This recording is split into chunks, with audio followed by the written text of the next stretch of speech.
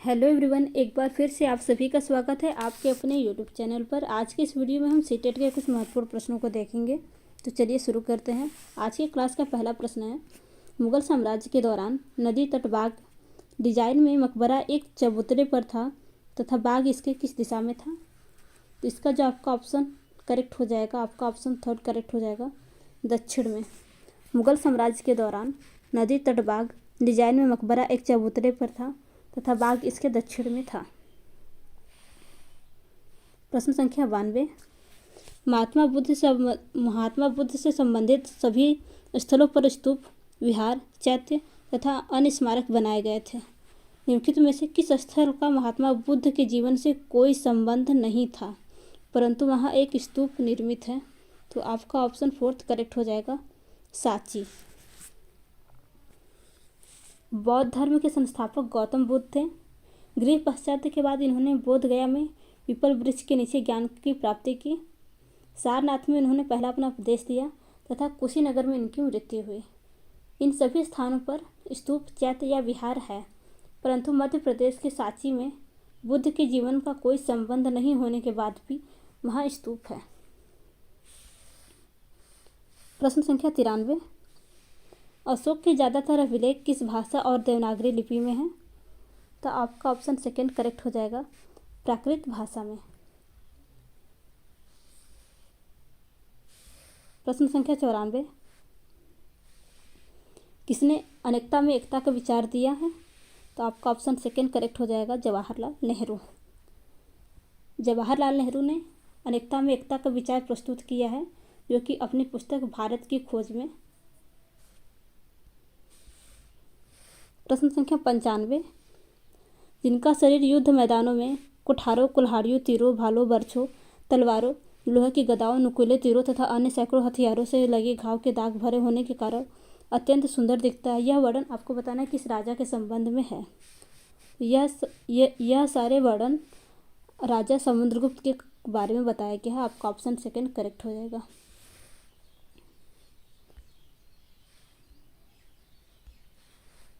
प्रश्न संख्या 95, 505 ईस्वी में अपनी पुस्तक में किस ज्योतिष शास्त्री ने खगोल की 5 कृतियों पैतामह, रोमक, पॉलिश, वशिष्ठ और सूर्य का विवरण दिया है? तो वह जो ज्योतिष शास्त्री हैं वो आपके ऑप्शन थर्ड वराह मिहिर हैं। प्रश्न संख्या 97, मंगोल एक आक्रांता जाति थी, उन्होंने भारत पर कई आक्रमण किए। वह शासक कौन था जिसके समय में एक भी मंगोल आक्रमण नहीं हुआ था? तो आपका ऑप्शन फोर्थ करेक्ट हो जाएगा, फिरोज शाह तुगलक के शासन में एक भी मंगोल का आक्रमण नहीं हुआ था। प्रश्न संख्या 98, मेवाड़ के शासक राणा कुंभा ने किसे पराजित करने के उपरांत विजय स्तंभ बनवाया था? तो इसका जो आपका करेक्ट ऑप्शन हो जाएगा, आपका ऑप्शन फर्स्ट महमूद खिलजी। राणा कुंभा ने महमूद खिलजी को पराजित करने के उपरांत विजय स्तंभ बनवाया था।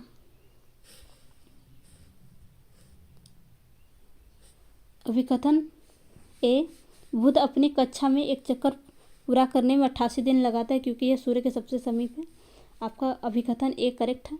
सेकंड देखते हैं, तर्क आर, सौरमंडल के सभी 8 ग्रह सूर्य के चारों ओर अपने निश्चित दीर्घ वृत्ताकार पथ पर चलते हैं, इसे कक्षा कहते हैं। आपका तर्क आर भी करेक्ट है, तो आपका ऑप्शन फर्स्ट करेक्ट हो जाएगा। ए और आर दोनों सत्य हैं तथा आर ए की सही व्याख्या करता है।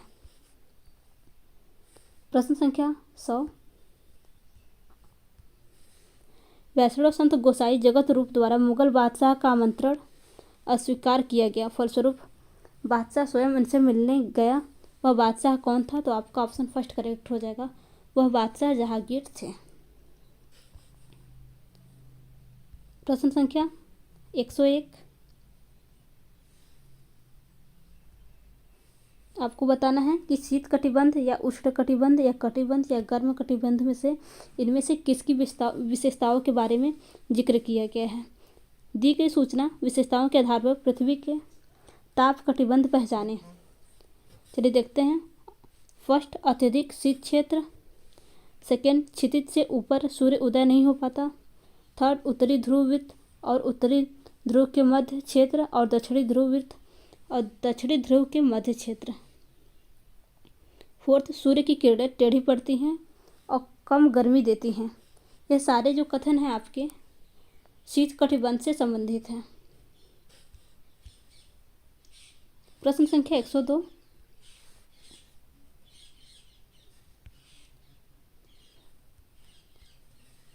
हजारों साल पहले लोगों ने रेशम मार्ग यानी सिल्क रूट की यात्रा किस माध्यम से की थी? तो पैदल भी की थी, घोड़े की सवारी से भी, ऊँट की सवारी से भी, बैलगाड़ी से भी। तो आपका ऑप्शन फर्स्ट करेक्ट हो जाएगा।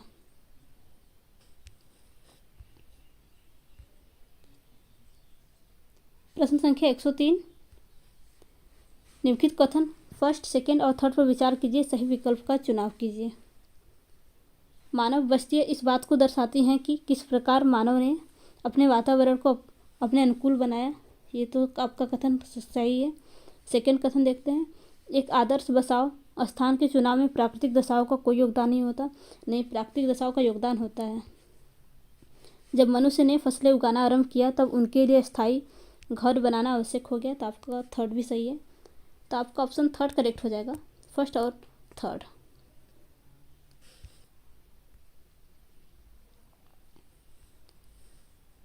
प्रश्न संख्या 104, राजा राम मोहन राय ने अपने लेखन में तर्क दिया और विश्वास उत्पन्न किया कि सती होने की अनुमति नहीं है क्योंकि अंग्रेज इसके खिलाफ थे। नहीं। सेकेंड देखते हैं, यह हमें बताना है राजा राम मोहन राय ने अपने लेखन में तर्क दिया था उसके आधार पर। सेकेंड, प्राचीन ग्रंथ इसका समर्थन नहीं करते। तो आपका ऑप्शन सेकेंड ही करेक्ट हो जाएगा, प्राचीन ग्रंथ इसका समर्थन नहीं करते हैं।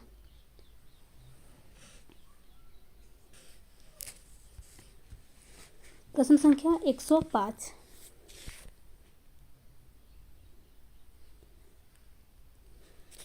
क्रमबद्ध कीजिए। तो हमें इसका सही क्रम देखना है। इसका सही क्रम क्या होगा? तो CR फार्मूला। तो CR फार्मूला की बात करें जो कि 1944 में हुआ था। फिर उसके बाद गांधी जिन्ना समझौता। तो आपका गांधी जिन्ना समझौता जो था आपका जून 1944 में हुआ था। कैबिनेट मिशन की बात करें तो आपका कैबिनेट मिशन 1946 में हुआ था। वेबल प्लान जो आपका जून 1945 में हुआ था। तो इसके अकॉर्डिंग जो आपका करेक्ट ऑप्शन हो जाएगा, आपका ऑप्शन सेकेंड करेक्ट होगा। पहले CR फार्मूला, फिर उसके बाद आपका गांधी जिन्ना समझौता, फिर उसके बाद आपका वेबल प्लान, फिर उसके बाद कैबिनेट मिशन। तो आपका सही क्रम ऑप्शन सेकेंड करेक्ट हो जाएगा।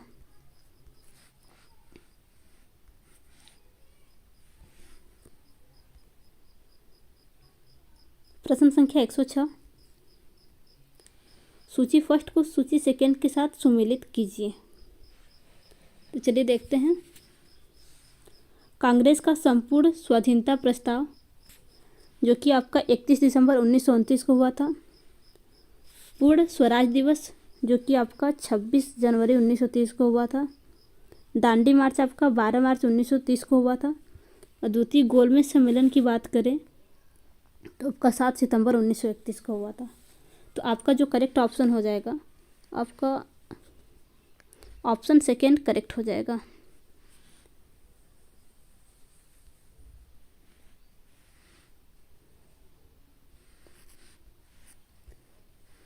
प्रश्न संख्या 107,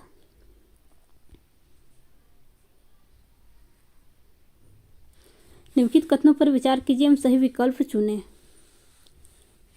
फर्स्ट, गन्ने की निज व्यवस्था के अंतर्गत बगान मालिक स्वयं अपनी जमीन में गन्ने का उत्पादन करते हैं। सेकेंड, निज खेती की व्यवस्था में बगान मालिक या तो जमीन खरीद लेते हैं या दूसरे जमींदारों से जमीन भाड़े पर ले लेते थे और मजदूरों को काम पर लगाकर नील की खेती करवाते थे।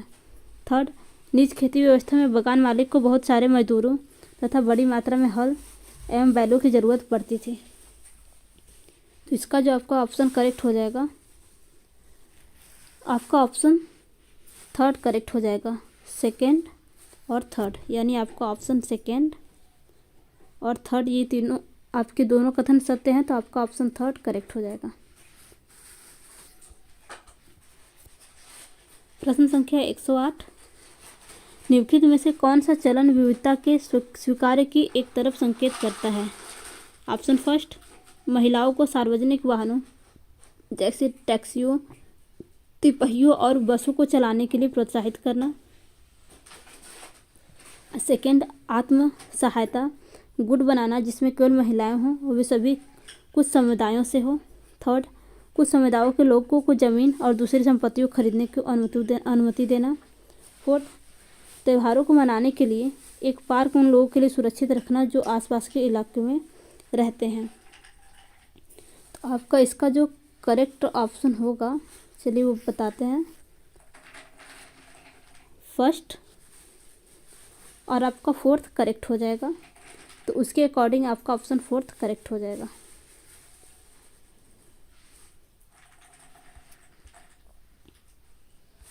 प्रश्न संख्या 109, संविधान का अनुच्छेद 312 राज्यसभा को निम्नलिखित में से किसका अधिकार प्रदान करता है? तो आपका ऑप्शन थर्ड करेक्ट हो जाएगा, एक अखिल भारतीय सेना सेवा सर्जित करने का। संविधान का अनुच्छेद 312 राज्यसभा को अधिकार प्रदान करता है कि यदि राज्यसभा में उपस्थित और मत देने वाले सदस्यों में कम से कम 2/3 सदस्यों का संकल्प पारित किया जाए कि राष्ट्रीय हित में यह आवश्यक है कि सांसद विधि द्वारा संघ एवं राज्यों के लिए सम्मिलित एक या अधिक अखिल भारतीय सेवा का सृजन करे। प्रश्न संख्या 110, भारत में लोकसभा अध्यक्ष, तो इसका जो आपका ऑप्शन सेकेंड होगा, चयनित किया जाता है। भारत में लोकसभा के चुनाव के पश्चात जो भी दल बहुमत होता है और सरकार बनाने का दावा करता है वह अपने सदस्यों में से एक सदस्य को लोकसभा अध्यक्ष के रूप में चयन करता है। प्रश्न संख्या 111,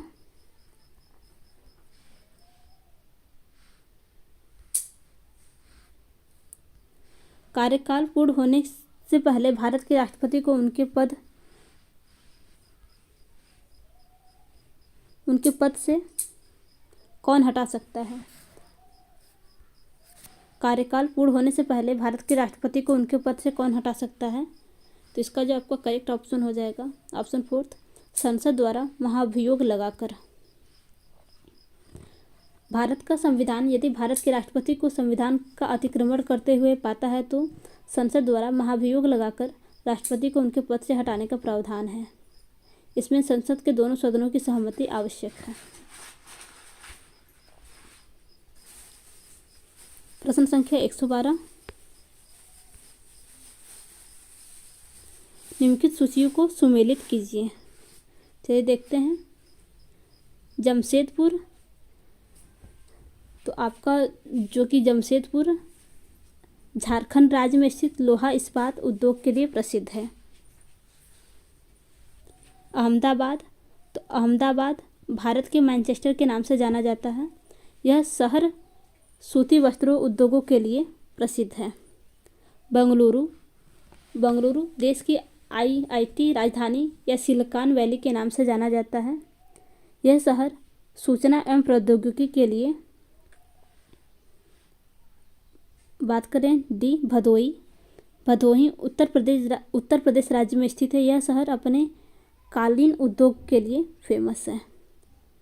तो इसके अकॉर्डिंग जो आपका ऑप्शन करेक्ट हो जाएगा, आपका ऑप्शन सेकेंड करेक्ट हो जाएगा।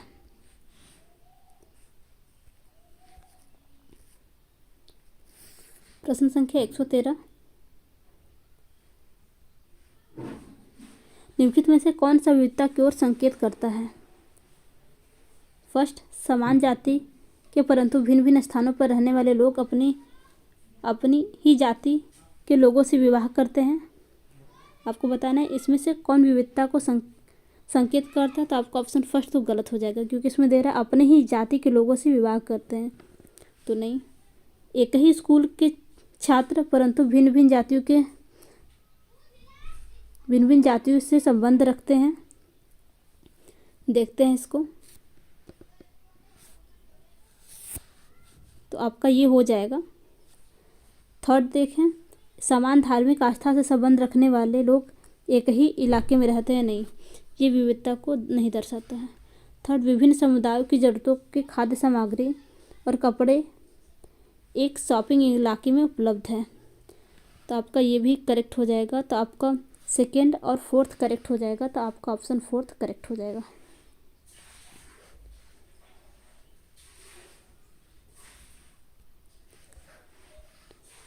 प्रश्न संख्या 114, यदि दिसपुर 92 डिग्री 50 मिनट देशांतर पर पूर्व दिशा में स्थित है तो दिसपुर का स्थानीय समय क्या होगा यदि भारतीय मानक समय 8 बजे प्रातः है। तो इसका जो आपका करेक्ट ऑप्शन हो जाएगा, आपका ऑप्शन सेकेंड करेक्ट हो जाएगा। 7 बजे प्रातः। प्रश्न संख्या 115,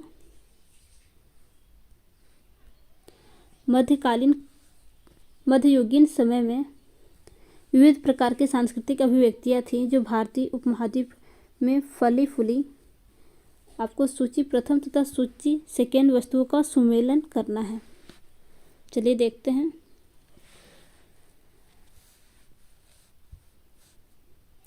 व्याकरण और काव्यशास्त्र। तो व्याकरण और आपका काव्यशास्त्र जो है लीला तिलकम।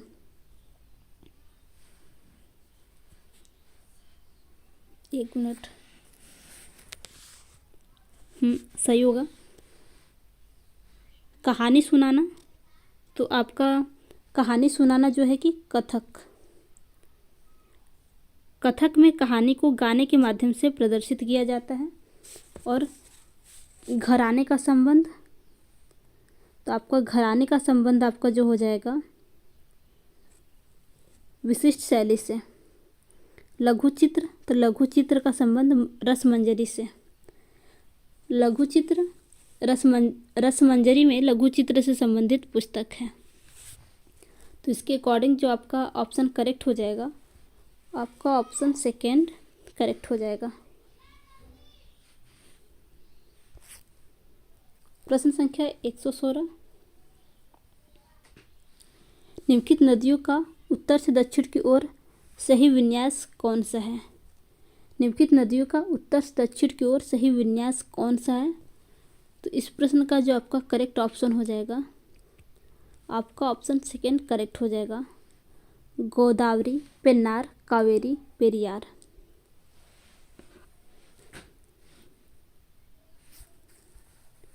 प्रश्न संख्या 117, भारत में 2006 में लागू हुए किस कानून ने औरतों के हिंसा मुक्त घर के अधिकार को स्वीकार किया। भारत में 2006 में लागू हुए किस कानून ने औरतों के हिंसा मुक्त घर के अधिकार को स्वीकार किया। तो इसका जो आपका करेक्ट ऑप्शन हो जाएगा, आपका ऑप्शन सेकेंड करेक्ट हो जाएगा। घरेलू हिंसा महिला संरक्षण अधिनियम। प्रश्न संख्या 118, कोडाइकनाल किस पर्वत श्रृंखला पर स्थित है। तो इसका जो आपका करेक्ट ऑप्शन हो जाएगा, आपका ऑप्शन सेकेंड करेक्ट हो जाएगा। पालनी। कोडाइकनाल तमिलनाडु की पानली पहाड़ी के दक्षिणी अग्रभाग पर स्थित है। प्रश्न संख्या 119, बरखान भू आकृति का निर्माण होता है। बरखान भू आकृति का निर्माण होता है। तो आपका ऑप्शन फोर्थ करेक्ट हो जाएगा, वायु निक्षेपण द्वारा। प्रश्न संख्या 120, जिस मुद्रा में भुगतान करने पर लेनदार कानूनी तौर पर स्वीकार करने से इनकार नहीं कर सकता उसे कहते हैं। तो इसका आपका ऑप्शन फर्स्ट करेक्ट हो जाएगा, विधिग्राह्य मुद्रा। विधिग्राह्य मुद्रा वह मुद्रा है जिसे विधि द्वारा मान्यता दी जाती है। इसमें कानूनी तौर पर कोई भी व्यक्ति स्वीकार करने से इनकार नहीं कर सकता। प्रश्न संख्या 121, राष्ट्रीय स्तर पर एक शीर्ष सहकारी संगठन है। तो इसका जो आपका करेक्ट ऑप्शन हो जाएगा, आपका ऑप्शन थर्ड करेक्ट हो जाएगा, नेफेड। राष्ट्रीय सहकारी कृषि विपणन संघ राष्ट्रीय स्तर का सहकारी संगठन है।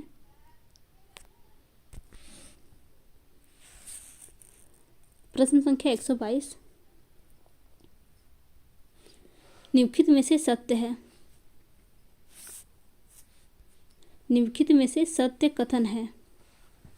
राष्ट्रीय विकास परिषद, आपको बताना है राष्ट्रीय विकास परिषद के बारे में इनमें से कौन सा कथन सत्य है।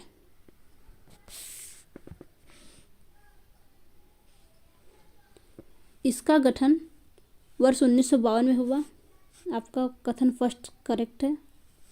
यह एक संवैधानिक निकाय है, नहीं।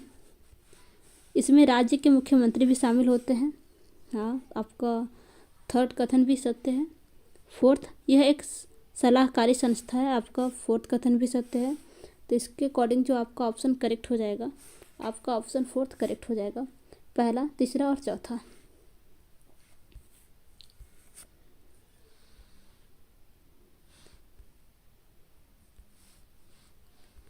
प्रश्न संख्या 123,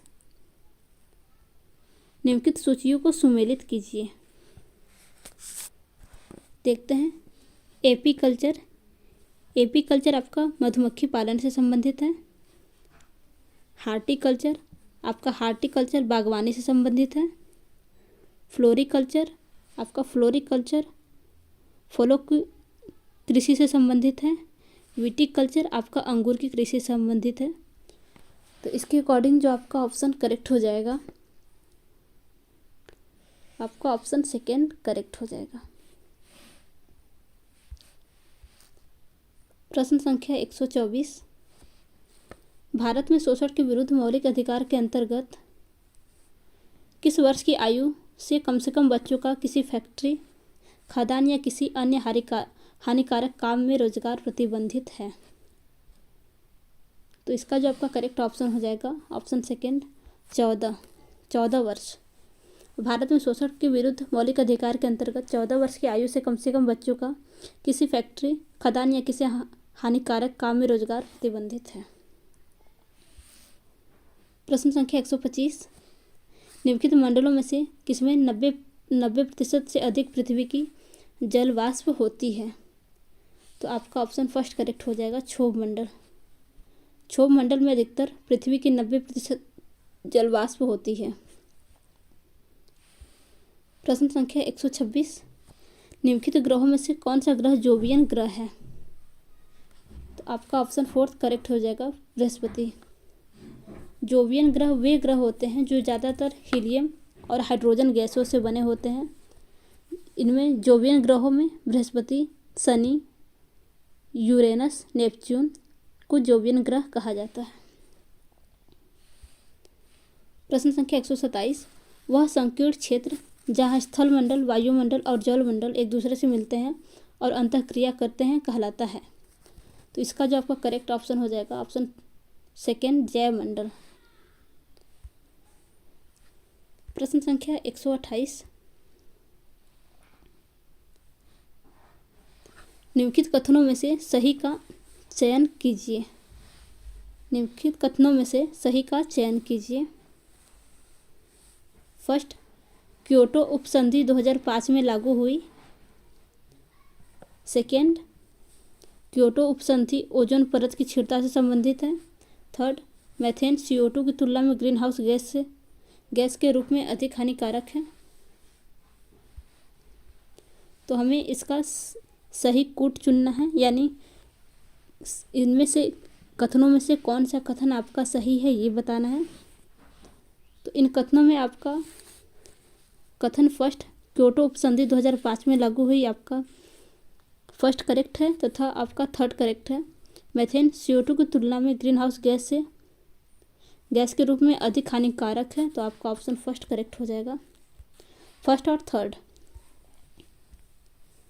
प्रश्न संख्या 129, ओम प्रकाश वाल्मीकि की आत्मकथा जिसमें जाति भेदभाव की कहानी बताते हैं का क्या नाम है। तो इसका जो करेक्ट ऑप्शन हो जाएगा आपका ऑप्शन फोर्थ, झूठन। ओम प्रकाश वाल्मीकि की आत्मकथा जिसमें वह जाति भेदभाव की कहानी बताते हैं का नाम जूठन है।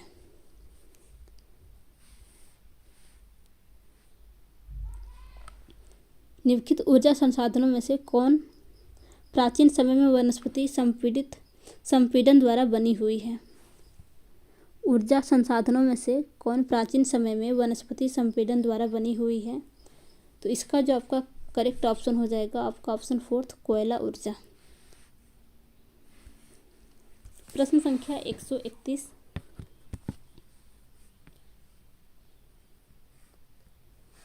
कालक्रम के अनुसार 13वीं से 15वीं शताब्दी के बीच दिल्ली के शासकों का सही उत्तराधिकार क्रम चुनें। कालक्रम के अनुसार चुनना है। तो इसका जो आपका ऑप्शन करेक्ट हो जाएगा आपका ऑप्शन फोर्थ करेक्ट हो जाएगा। तुर्की, खिलजी, तुगलक, सैयद। तुर्की यानी कि गुलाम वंश आपका 1206 से 1290 के बीच चला था। फिर आपका खिलजी वंश 1290 से शुरू हुआ था। तुगलक वंश आपका 1320 से स्टार्ट हुआ था। और आपका सैयद वंश 14 से 51 से। तो इसका आपका ऑप्शन फोर्थ करेक्ट हो जाएगा।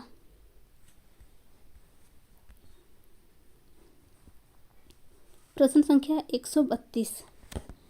नीचे दिए गए कथनों को पढ़ें तथा सही विकल्प का चयन करें। कथन फर्स्ट, भारतीय कपड़ा उद्योग का पतन यूरोपीय और अमेरिकी कपड़ा उद्योगों से मिल रही कड़ी स्पर्धा के कारण हुआ। नहीं, आपका ऑप्शन फर्स्ट गलत है। सेकंड देखते हैं, भारतीय कपड़ा उद्योग का पतन ब्रिटेन में भारत से आने वाले कपड़ों पर भारी सीमा शुल्क थोपे जाने के कारण हुआ। तो आपका कथन सेकंड करेक्ट है। तो आपका ऑप्शन सेकंड करेक्ट हो जाएगा। फर्स्ट गलत है परंतु सेकंड सही है।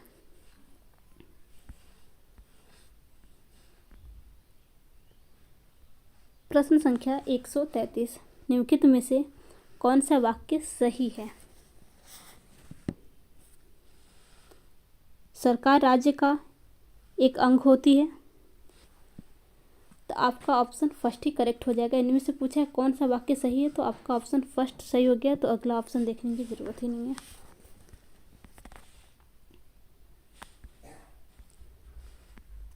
प्रश्न संख्या 134। भारत में संविधान का अंतिम व्याख्याता कौन है?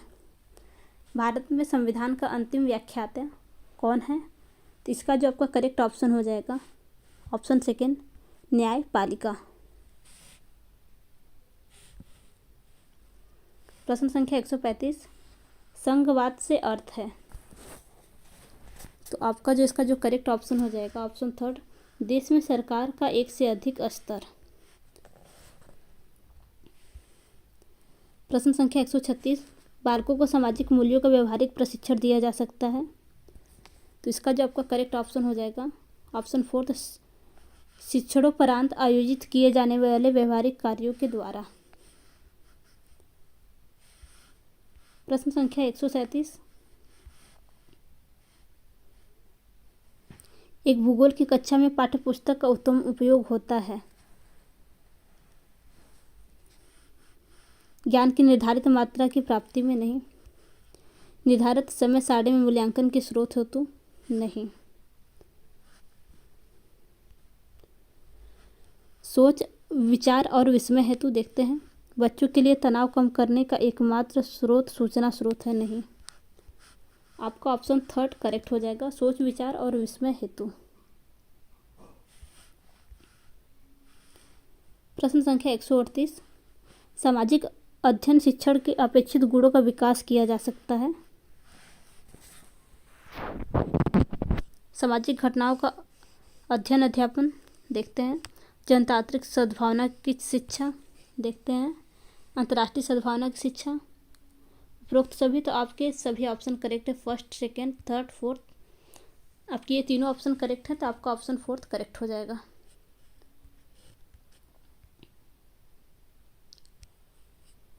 प्रश्न संख्या 139। भक्ति और सूफी आंदोलन विषय पर पुनर्योजना बनाते समय शिक्षक को केंद्रित होना चाहिए। तत्कालीन समय में सामाजिक भिन्नता के प्रचलन को चुनौती देने वाले कारक के रूप में इन आंदोलनों के चित्रण पर।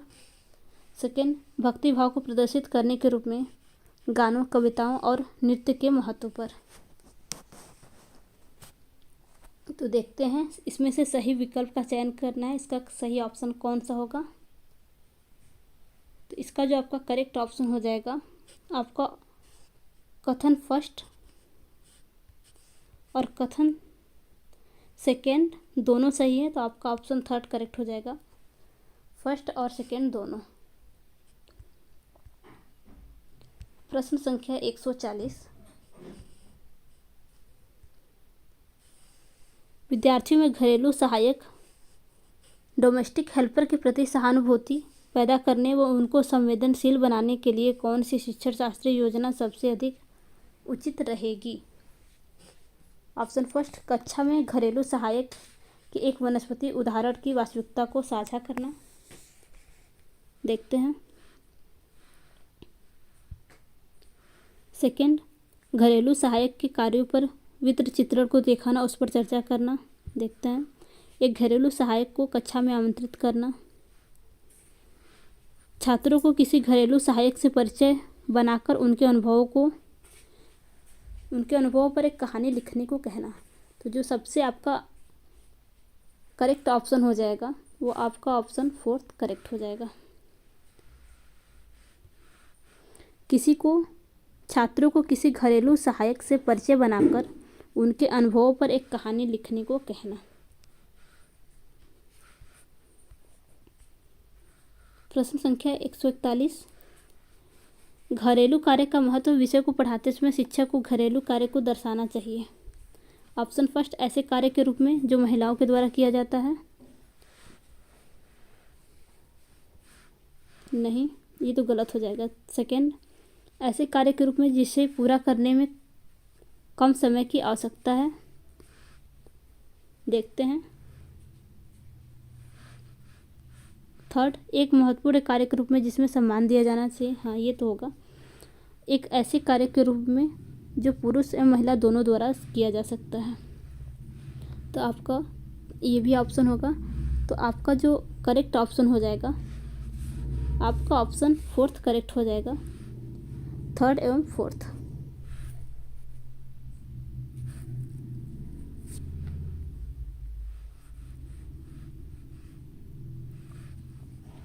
प्रश्न संख्या 142।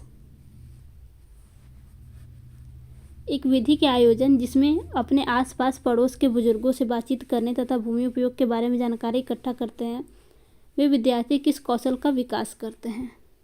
आपको बताना है ये विद्यार्थी किस कौशल का विकास करते हैं। चलिए देखते हैं। प्रश्न पूछना, अभिलेखन करना। हाँ। सेकंड, सुनना और अन्वेषण करना। हाँ। अनुमान लगाना और बातचीत करना। परिकल्पना बनाना और विश्लेषण करना। तो आपका ये नहीं होगा, ऑप्शन फोर्थ करेक्ट नहीं होगा। बाकी आपके तीनों ऑप्शन करेक्ट हैं, पहला, दूसरा और तीसरा।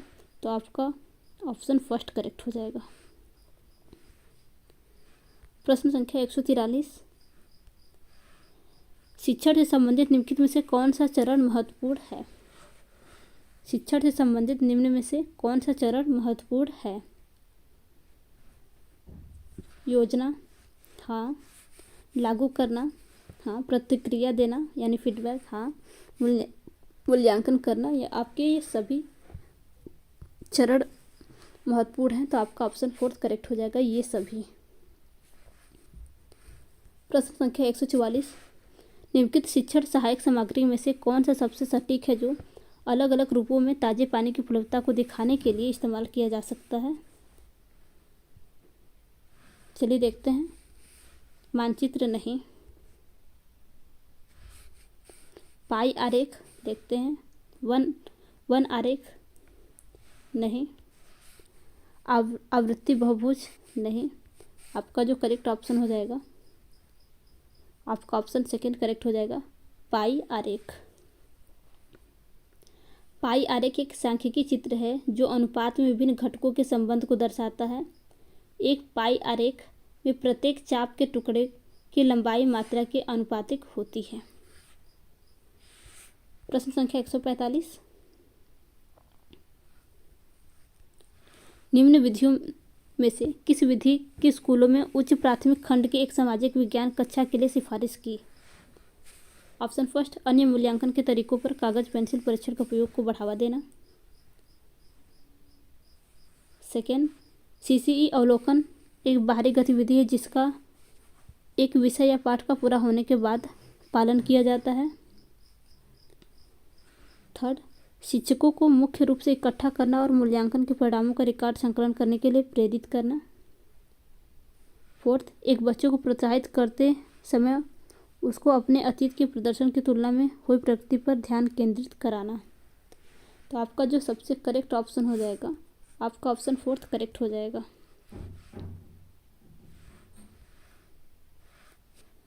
प्रश्न संख्या 146, कारखाना भ्रमण विषय पर परियोजना कार्य देते समय निम्नलिखित में से कौन सा उद्देश्य हो सकता है?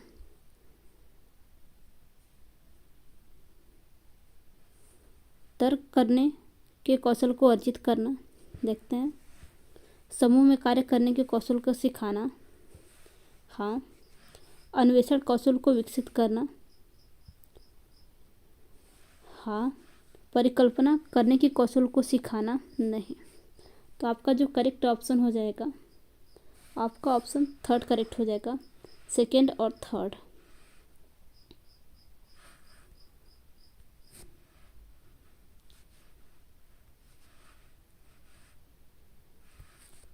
प्रश्न संख्या 147, एक दैनिक समय तालिका में लचीलेपन की क्यों ज़रूरत है? तो इस प्रश्न का जो आपका करेक्ट ऑप्शन हो जाएगा,